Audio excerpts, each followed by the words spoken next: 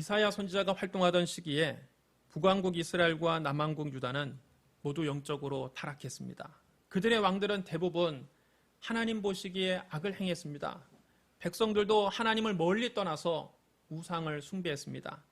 공의의 하나님은 선지자 이사야를 통해서 그들에게 준엄한 심판을 예고하셨습니다. 하늘이여 들으라, 땅이여 귀를 기울이라. 여호와께서 말씀하시기를 내가 자식을 양육하였거늘 그들이 나를 거역하였도다. 소는 그 임자를 알고 나귀는 그 주인의 구유를 알건만은 이스라엘은 알지 못하고 나의 백성은 깨닫지 못하는도다 하셨도다. 슬프다 범죄한 나라요 허물진 백성이요 행악의 종자요 행위가 부패한 자식이로다. 그들이 여호와를 버리며 이스라엘의 거룩한 일을 만홀히 여겨 멀리하고 물러갔도다. 너희가 어찌하여 매를 터맞으려고 패역을 거듭하느냐. 온 머리는 병들었고 온 마음은 피곤하였으며 발바닥에서 머리까지 상한 곳이 없이 상한 것과 터진 것과 새로 맞은 흔적뿐이거늘 그것을 짜며 싸매며 기름으로 부드럽게 함을 받지 못하였도다. 너희의 땅은 황폐하였고 너희의 성읍들은 불에 탔고 너희의 토지는 너희 목전에서 이방인에게 삼켜졌으며 이방인에게 파괴됨 같이 황폐하였고 딸시온은 포도원의 망대같이 참외밭의 원두막같이 애워싸인 성읍같이 겨우 남았도다. 만군의 여호와께서 우리를 위하여 생존자를 조금 남겨두지 아니하셨다면 우리가 소돔 같고 고모라 같았으리로다. 이 말씀대로 북왕국 이스라엘과 남왕국 유다는 모두 다 이방인에게 삼켜지고 이방인에 의해서 파괴됩니다. 당시에 이스라엘 북쪽의 아수르가 무자비한 군사력을 바탕으로 해서 거대한 제국을 일으킵니다. 아수르 제국이 당시 근동의 패권을 장악하고 있었습니다. 주전 722년 북왕국 이스라엘은 이 아수르에 의해서 멸망당합니다. 아수르가 근동 지역의 패권을 장악하고 있던 시대에 갈대아라는 작은 나라가 있었습니다. 그런데 그 갈대아는 바벨론이라고 하는 성읍을 중심으로 점차 세력을 키워가기 시작하더니 나중에 거대한 제국으로 성장합니다. 그래서 그 제국의 이름을 바벨론이라 부릅니다. 바벨론은 급기야 거대한 아수르 제국을 무너뜨리고 근동 지역의 새로운 패권 국가가 됩니다. 바벨론은 아수르보다 더 큰 제국을 이룹니다. 주전 586년 남왕국 유다는 이 바벨론에게 멸망당합니다. 바벨론 왕 느부갓네살이 그의 모든 군대를 거느리고 예루살렘을 치러 왔습니다. 그 군대는 예루살렘에 불을 질렀습니다. 성전이 다 불에 타버렸습니다. 그들은 성전의 금그릇과 은그릇과 노수로 만든 모든 것을 탈취해 갔습니다. 또 왕궁과 예루살렘의 모든 집들을 불태워버렸습니다. 예루살렘 성은 폐허가 됐습니다. 백성들은 바벨론의 포로로 끌려갔습니다. 그들은 거기에서 강제 노역을 하게 됩니다. 여기서 우리는 한 가지 의문이 생깁니다. 이스라엘과 유다는 모두 하나님을 믿는 하나님의 백성입니다. 아수르와 바벨론은 모두 하나님을 믿지 않는 이방인들입니다. 하나님 백성이 하나님 보시기에 악을 행하고 잘못을 저질렀다고 해서 하나님을 믿지도 않는 이방인들에게 멸망을 당하는 것이 여러분 이해가 됩니까? 하나님을 믿지도 않는 아수르와 바벨론은 강력한 군사력을 바탕으로 거대한 제국을 이루었습니다. 세상 말로 잘 나갔습니다. 잘 살았습니다. 그런데 하나님을 믿는 이스라엘과 유다는 힘이 없어서 그 거대한 제국에 의해서 멸망을 당합니다. 하나님의 백성이 이방의 포로로 끌려가서 강제 노역을 하는 것이 여러분 이해가 됩니까? 물론 사랑의 하나님은 선지자 이사야를 통해서 하나님의 백성들에게 위로와 소망의 메시지도 주셨습니다. 너희 하나님이 이르시되 너희는 위로하라. 내 백성을 위로하라. 너희는 예루살렘의 마음에 닿도록 말하며 그곳에게 외치라. 그 노역의 때가 끝났고 그 죄악의 사함을 받았느니라. 그의 모든 죄로 말미암아 여호와의 손에서 벌을 배나 받았느니라 할지니라 하시니라. 바벨론에서 유다 백성들이 포로 생활하지만 그 노역의 때가 다 끝나면 하나님께서 그들을 구원하신다는 말씀입니다. 그러니 하나님의 백성을 위로하라는 말씀입니다. 하지만 고난당하는 사람 입장에서는 이 말씀은 너무나 멀게만 느껴집니다. 현실의 고통은 너무나 크기 때문입니다. 현실의 고통은 가깝고 하나님의 약속은 너무나 아득하게 멀게만 느껴집니다. 하나님의 빛이 언제나 우리에게 비칠지 희망은 덧없이 사그라듭니다. 애초에 하나님의 백성이 왜 이런 고난을 받게 됐는지 자기들의 잘못에 대해서는 새카맣게 잊어버리고 그냥 하나님이 원망스럽기만 합니다. 하나님이 안 계신 것 같고 하나님이 계시다면 당신의 백성을 버리신 것 같습니다. 당시 유다 백성들 사이에서도 이런 생각을 가진 사람들이 많았던 것 같습니다. 그래서 하나님께서 오늘 본문 말씀을 말씀하신 것입니다. 이는 내 생각이 너희 생각과 다르며 내 길은 너희 길과 다름이니라 여호와의 말씀이니라. 이는 하늘이 땅보다 높음같이 내 길은 너희 길보다 높으며 내 생각은 너희 생각보다 높음이니라. 여러분 따라해 주시기 바랍니다. 내 생각은 너희 생각과 다르며 내 생각은 너희 생각보다 높으니라. 하나님의 생각은 우리 인간의 생각과 다르며 하나님의 생각은 우리 인간의 생각보다 항상 높습니다. 우리 인간의 이 작은 머리로 온 우주를 창조하시고 다스리시는 하나님의 크신 경륜, 하나님의 크신 생각을 다 이해할 수 없습니다. 하나님의 크신 생각은 세월이 많이 흘러야 우리 인간이 조금이나마 그 도를 파악할 수 있습니다. 거대한 아수르 제국을 무너뜨리고 근동 지역의 새로운 패권을 장악한 바벨론 왕은 그 누구보다 교만해집니다. 눈에 보이는 것이 없습니다. 바벨론의 마지막 왕 벨사살은 그의 귀족 1000명을 위해서 큰 잔치를 베풀고 그들과 함께 술을 마셨습니다. 벨사살이 술을 마실 때 느부갓네살이 예루살렘 성전에서 탈취해온 금그릇과 은그릇을 가져오라고 명령했습니다. 왕과 귀족들과 왕후들과 후궁들이 하나님을 섬기는 데 쓰던 그 그릇에 술을 따라 마시며 흥청망청 즐겼습니다. 그러면서 그들은 금과 은과 구리와 쇠와 나무와 돌로 만든 자기의 신들을 찬양했습니다. 이스라엘 신 그거 별거 없다. 이거 봐라. 우리가 그의 성전에서 쓰던 그릇에 이렇게 술을 따라 마시고 있지 않느냐. 우리 신이 이스라엘 신보다 훨씬 세다. 살아계신 하나님을 능멸까지 했습니다. 그런데 그날 밤 바사왕 고레스가 보낸 다리오 장군이 군대를 이끌고 그 연회장을 기습합니다. 바사 군대가 연회장에 들어가 보니까 사람들은 모두 만추가 돼서 인사불성이 돼 있었습니다. 메대 사람 다리오는 바벨론 왕 벨사살을 죽이고 바벨론 제국을 멸망시켰습니다. 그 거대한 바벨론 제국이 하룻밤에 무너진 것입니다. 주전 539년 고레스는 이렇게 바벨론 제국을 무너뜨리고 새롭게 바사 제국을 일으켰습니다. 성경에서 말하는 바사는 페르시아를 말합니다. 바벨론 제국이 멸망하고 페르시아 제국 시대가 열린 것입니다.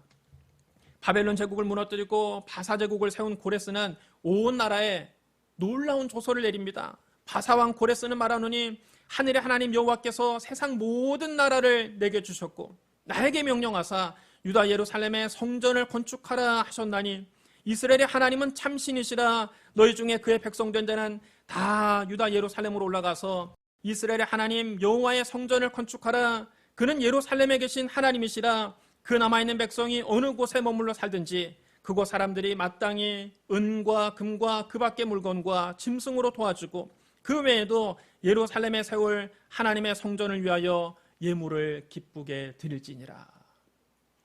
이 조서를 내린 고레스는 유대인이 아닙니다. 이방인입니다.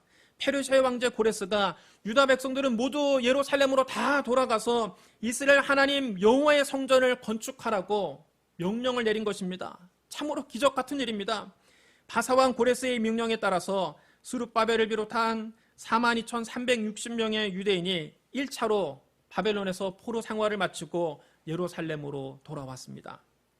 그들이 예루살렘으로 돌아올 때 그들은 살아계신 하나님을 찬송했습니다. 하나님은 정말 살아계셨습니다. 하나님은 당신의 백성을 버리지 않으셨습니다. 그제야 그들은 하나님이 왜 이런 말씀을 주셨는지 그 의도를 조금이나마 알 수 있었습니다. 이는 내 생각이 너희 생각과 다르며 내 길은 너희 길과 다름이니라. 여호와의 말씀이니라. 이는 하늘이 땅보다 높음같이 내 길은 너희 길보다 높으며 내 생각은 너희 생각보다 높음이니라. 그들은 비로소 하나님께서 이스라엘과 유다만 다스리시는 것이 아니라 아수르도 다스리시고 바벨론도 다스리시고 바사도 다스리신다는 것을 깨달았습니다. 하나님께서 온 세계를 다스리시고 역사를 주관하신다는 것을 그들은 뼈저리게 알게 되었습니다. 우리 인간은 아둔해서 고난당할 때는 하나님의 뜻을 알 수가 없습니다. 하나님의 생각을 이해할 수가 없습니다. 괜히 하나님이 야속하게만 느껴집니다. 세월이 많이 지나서 고난이 다 끝나야 하나님의 생각을 조금이나마 이해할 수 있는 겁니다. 하나님은 정말 살아계시구나. 하나님이 나를 버리신 것이 아니구나. 하나님께서 이렇게 모든 것에 합력하여 선을 이루게 하시려고 그렇게 나를 인도하셨구나. 세월이 지나야 뒤늦게 그것을 깨닫는 것이 우리 인간입니다. 여러분, 하나님의 구원 계획도 마찬가지입니다. 예수님 당시에 이스라엘은 로마의 식민지였습니다. 예수님은 공생의 사역 기간 동안 많은 기적을 행하셨습니다. 주님은 가버나움 회당에서 더러운 귀신을 쫓아내셨습니다. 시몬 베드로의 장모 열병을 고치시고 그 마을의 온갖 병자들을 다 고쳐주셨습니다. 베드로의 빈배를 가득 채우셨습니다. 나병 들린 사람을 깨끗하게 해주셨습니다. 중풍병자도 고치셨습니다. 손 마른 사람의 손을 펴주셨습니다. 병들어 죽게 된 백부장의 종을 살리셨습니다. 나인성 과부의 죽은 아들을 살려내셨습니다. 바람과 물결을 잔잔하게 하셨습니다. 회당장 야이로의 죽은 딸을 살려내셨습니다. 12의 혈류증 털 여인을 고치셨습니다. 이런 기적들을 보면서 이스라엘 백성들은 속으로 생각했습니다. 혹시 저분이 로마 군대를 몰아내고 이스라엘을 구원할 메시아가 아닐까? 우리가 그토록 기다리던 메시아가 아닐까? 메시아 태망론은 벳세다의 빈들에서 절정에 달했습니다. 예수님께서 그 벳세다의 빈들에서 떡 5개와 물고기 2마리로 5,000명을 배불리 먹이시고 12바구니를 남기신 것입니다. 예수님께서 먹고 사는 문제조차 해결한 것입니다. 예수님께서 유대인의 왕이 되시면 로마 군대를 이스라엘 땅에서 몰아낼 뿐만 아니라 이제 유대인들은 먹고 살 걱정을 할 필요도 없습니다. 떡 5개와 물고기 2마리만 있으면 5,000명을 배불리 먹고도 양식이 남아돕니다. 그들은 모두 희망에 들떴습니다. 예수님이야말로 이스라엘을 구원할 메시아라는 확신이 들었습니다. 그래서 예수님께서 새끼 나귀를 타고 예루살렘 성에 들어가실 때 수많은 무리가 나와서 종려나무 가지를 흔들며 예수님을 열렬하게 환영한 것입니다. 찬송하리로다 주의 이름으로 오시는 왕이여, 하늘에는 평화요 가장 높은 곳에는 영광이로다. 이스라엘 백성들은 모두 다 신이 났습니다. 그들은 이번 6월절에 예수님께서 예루살렘 성에서 로마 군대를 멸망시키고 메시아 왕국을 세우실 것이라고 믿고 있었습니다. 이런 분위기 속에서 누구보다 흥분한 사람들은 바로 예수님의 12 제자들이었습니다. 만약 예수님께서 로마 군대를 몰아내고 이스라엘 왕이 되시면 예수님의 최측근인 제자들은 개국공신이 되는 겁니다. 그들은 다 한 자리씩 차지할 희망에 부풀어 있었습니다. 제자들 사이에서는 벌써 서열 다툼이 일기 시작했습니다. 예수님의 나라가 되면 그 나라에서 누가 더 큰 자리를 차지할 것인가를 놓고 제자들 사이에 치열한 논쟁이 벌어졌습니다. 총리 자리는 내 거다. 너희는 눈독도 들이지 마라. 네가 왜 총리를 하느냐? 그 자리는 내 거다. 너는 장관 자리도 과분하다. 무슨 소리냐? 너희 둘 다 자격이 없다.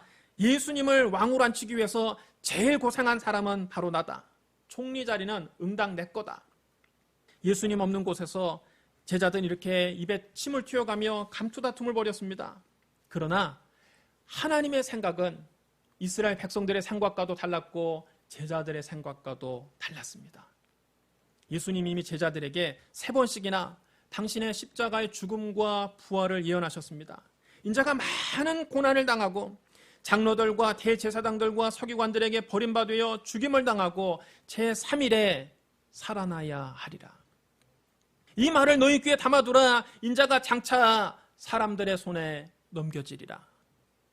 보라, 우리가 예루살렘으로 올라가노니 선지자들을 통하여 기록된 모든 것이 인자에게 응하리라.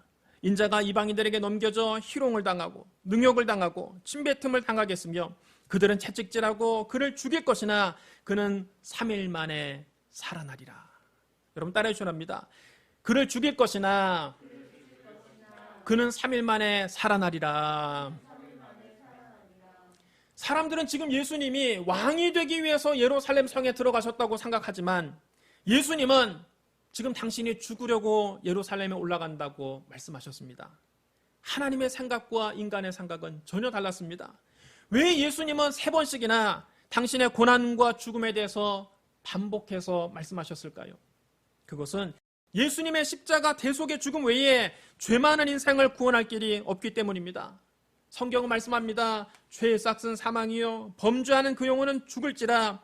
육체의 생명은 피에 있음이라. 내가 이 피를 너희에게 주어 제단에 뿌려 너희의 생명을 위하여 속죄하게 하였나니 생명이 피에 있으므로 피가 죄를 속하느니라. 율법을 따라 거의 모든 물건이 피로써 정결하게 되나니 피 흘림이 없은즉 사함이 없느니라. 죄의 대가는 죽음입니다. 하나님 앞에 우리의 죄가 드러나면 우리는 반드시 죽어야 합니다. 죄값은 피를 흘리는 죽음으로만 치를 수 있습니다. 그런데 죄가 있는 인간이 죽으면 곧장 지옥으로 떨어집니다. 한번 지옥에 떨어지면 영영 구원받을 길이 없습니다. 그러니 나 같은 죄인이 죄사함을 받고 구원을 받으려면 누군가 죄 없는 분이 나의 모든 죄를 대신 짊어지고 내 죄값을 대신 치러줘야만 합니다. 나 대신 피를 흘려 죽어야만 합니다. 그래서 아무 흠도 없는 하나님의 아들이 나의 죄를 대속하기 위해서 나 대신 피를 흘리며 십자가에서 죽으셔야만 했던 것입니다. 예수님은 당신의 목숨을 많은 사람의 대속물로 주기 위해서 이 세상에 오셨습니다. 주님은 이미 말씀하셨습니다. 인자가 온 것은 섬김을 받으려 함이 아니라 도리어 섬기려 하고 자기 목숨을 많은 사람의 대속물로 주려 함이니라. 예수님은 내가 왕이 되기 위해서 이 세상에 왔다 말씀하지 않으셨습니다. 당신의 목숨을 대속제물로 주기 위해서 오셨다고 이미 여러 번 말씀하셨습니다. 나 같은 죄인이 영생을 얻는 유일한 길은 십자가에서 몸을 찢고 피를 흘려 나의 모든 죄값을 대신 치르신 예수 그리스도를 믿는 길밖에는 없습니다. 죄만한 인생의 구원을 얻는 길이 십자가밖에 없기 때문에 예수님은 제자들에게 3번씩이나 당신의 고난과 죽음에 대해서 예언하신 겁니다. 하지만 제자들은 이것을 하나도 깨닫지 못했습니다. 사람은 누구나 자기가 듣고 싶은 것만 봅니다. 자기가 보고 싶은 것만 봅니다. 제자들은 지금 예수님께서 일으키신 기적 그리고 사람들이 나와서 예수님을 열렬히 환영하는 그 예수님의 인기만 보고 한 자리 차지할 것에 꿈에 부풀어 있었습니다. 그들은 희망에 부풀어 있었습니다. 제자들은 능력이 많으신 예수님께서 이제 로마 제국을 몰아내고 예루살렘에 다윗 왕국을 재건할 것이라 철석같이 믿고 있었습니다. 그래서 그들은 주의 나라에서 누가 더 높은 자리를 차지할 것인가 그것을 두고 서로 아웅다웅 다투고 있었던 것입니다. 그러나 예수님은 당신의 말씀대로 이방인들에게 넘겨져서 희롱을 당하셨습니다. 능욕을 당하셨습니다. 침뱉음을 당하셨습니다. 채찍에 맞으셨습니다. 심지어 예수님이 십자가에 못 박혀 죽고 말았습니다. 제자들은 그 모습을 보고 당황했습니다. 그들은 눈앞의 현실이 너무 고통스러워서 모두 예수님을 버리고 달아났습니다. 그들은 두려움에 떨며 다락방에 숨어 지냈습니다. 제자들이 예수님의 이 말씀을 제대로 깨달은 것은 예수님의 부활 이후입니다. 부활하신 예수님은 엠마오로 가는 2 제자에게 말씀하셨습니다. 미련하고 선지자들이 말한 모든 것을 마음에 더듬이는 자들이여 그리스도가 이런 고난을 받고 자기 영광에 들어가야 할 것이 아니냐. 또 부활하신 예수님은 11 제자에게 나타나셔서 말씀하셨습니다. 내가 너희와 함께 있을 때에 너희에게 말한 바 곧 모세의 율법과 선지자의 글과 시편에 나를 가리켜 기록된 모든 것이 이루어져야 하리라 한 말이 이것이라. 모세의 율법과 선지자들의 예언과 시편은 구약성경 전체를 말합니다. 구약성경에 무엇이 기록되어 있다는 것입니까? 예수님의 십자가와 죽음이 이미 여러 차례 기록되어 있습니다. 하나님은 이미 죄 많은 우리를 어떻게 구원하실지 하나님의 생각을 구약성경을 통해서 수없이 말씀하셨습니다. 다만 사람들이 자기의 생각에 사로잡혀서 하나님의 말씀에 귀를 막고 귀담아 듣지 않은 것입니다. 부활하신 예수님은 제자들의 마음을 열어서 성경을 깨닫게 하시고 이렇게 말씀하셨습니다. 이같이 그리스도가 고난을 받고 제3일에 죽은 자 가운데서 살아날 것과 또 그의 이름으로 죄사함을 받게 하는 회개가 예루살렘에서 시작하여 모든 족속에게 전파될 것이 기록되었으니 너희는 이 모든 일의 증인이라. 제자들은 그제야 영의 눈이 열려서 예수님의 십자가 죽음과 부활이 우발적인 사건이 아니라 성경에 기록된 대로 일어났다는 것을 깨닫게 됐습니다. 그제야 그들은 하나님의 생각은 인간의 생각과 다르며 하나님의 생각은 인간의 생각보다 높다는 것을 알게 됐습니다. 이는 내 생각이 너의 생각과 다르며 내 길은 너의 길과 다름이니라. 여호와의 말씀이니라. 이는 하늘이 땅보다 높음같이 내 길은 너희 길보다 높으며 내 생각은 너희 생각보다 높으니라. 기록된 바 하나님이 자기를 사랑하는 자를 위하여 예비하신 모든 것은 눈으로 보지 못하고 귀로도 듣지 못하고 사람의 마음으로 생각하지도 못하였담과 같으니라. 깊도다 하나님의 지혜와 지식의 풍성함이요 그의 판단은 헤아리지 못할 것이며 그의 길은 찾지 못할 것이로다. 사랑하는 성도 여러분, 우리 인간은 먼 미래를 내다보기보다는 당장 눈앞의 현실만 봅니다. 그래서 좋은 일을 만나면 박수를 치면서 환호하고 기뻐합니다. 그러나 조금만 안 좋은 일을 당하면 가슴을 치면서 울고 슬퍼합니다. 우리는 당장 눈앞에 펼쳐지는 상황만 보고 웃기도 하고 울기도 합니다. 그러나 하나님의 생각은 우리의 생각과는 다릅니다. 하나님은 영원부터 영원까지 계신 분입니다. 시간이 있기 전부터 하나님이 계셨고 이 우주가 있기 전부터 하나님이 계셨습니다. 시간도 하나님이 만드셨고 이 우주 공간도 하나님이 만드셨습니다. 따라서 하나님은 시간과 공간을 초월하시는 분입니다. 그렇기 때문에 하나님은 과거와 현재와 미래를 동시에 보십니다. 영원부터 영원까지 손바닥을 들여다보듯 한눈에 보십니다. 그래서 하나님의 생각과 인간의 생각은 다를 수밖에 없는 것입니다. 우리 인간은 크고 작은 일에 일희일비하지만 하나님 우리에게 말씀하십니다. 하나님을 사랑하는 자, 곧 그 뜻대로 부르심을 입은 자들에게는 모든 것이 합력하여 선을 이루느니라. 여러분 따라 하시랍니다. 모든 것이 합력하여 선을 이루느니라.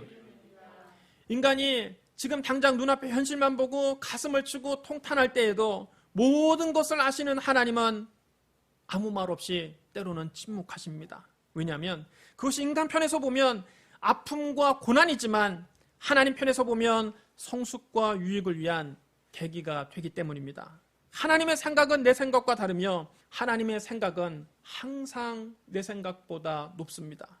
나중에 세월이 많이 흘러서 뒤돌아보면 하나님께서 모든 것이 합력하여 선을 이루게 해주셨다는 것을 우리는 그제서야 알게 되는 것입니다. 그러므로 당장 눈앞에 보이는 현실만 보고 내 생각대로 하겠다고 고집을 부리지 말고 모든 것을 하나님께 맡기며 사는 저와 여러분 되시기를 주님의 이름으로 축원합니다. 우리 기도하겠습니다. 사랑과 은혜가 풍성하신 하나님 아버지, 하나님의 생각은 내 생각과 다르며 하나님의 생각은 내 생각보다 높음을 고백합니다. 나 같은 죄인을 살리기 위해서 하나님 아들의 십자가에 못 박혀 죽으셨다가 부활하신 것은 우리의 마음으로 생각지도 못한 은혜입니다. 우리가 주님께 한없는 사랑을 받고 있사오니 주여 우리 일생을 주님께 맡깁니다. 주님 뜻대로 인도하여 주시옵소서. 예수님 이름으로 감사하며 기도드리옵나이다. 아멘.